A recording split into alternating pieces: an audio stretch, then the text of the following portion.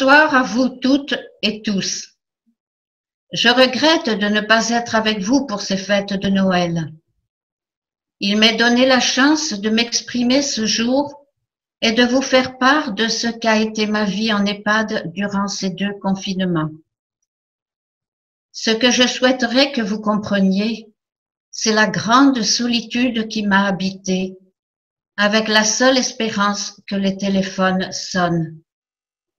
Chaque jour, se lever, se laver, s'habiller, prier en sachant que les seuls moments d'approche du personnel se limiteront au temps de distribution des plateaux repas et que la journée sera longue.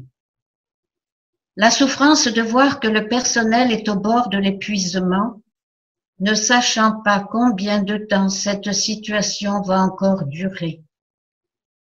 La souffrance de voir les personnes autour de moi diminuer, se laisser aller et être perdues dans le temps.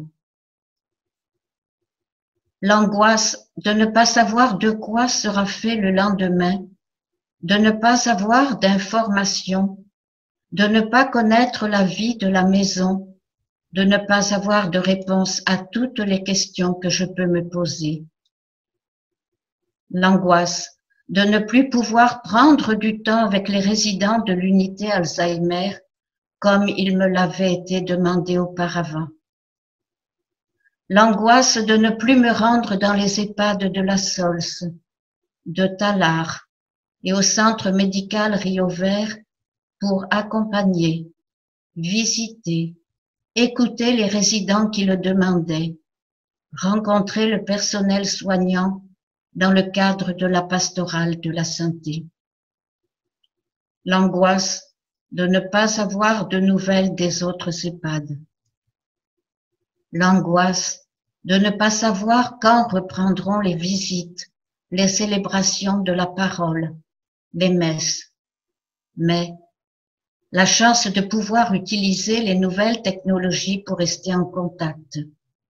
La chance d'avoir partagé la messe en virtuel avec toutes celles et ceux de la paroisse de la SOLS. La chance d'avoir reçu des textes de méditation et de réflexion de la pastorale de la santé. Le bonheur d'avoir chaque jour reçu un appel téléphonique. Le bonheur d'avoir communiqué avec des personnes de la pastorale de la santé.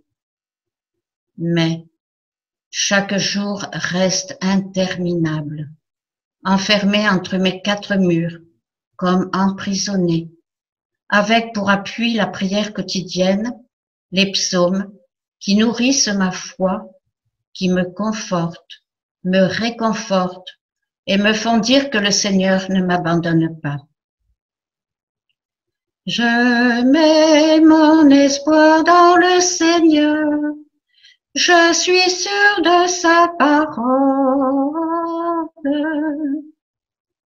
Peut-être que je vais sortir plus solide, plus à l'écoute des autres et de celui qui dit « Je suis avec toi tous les jours de ta vie ».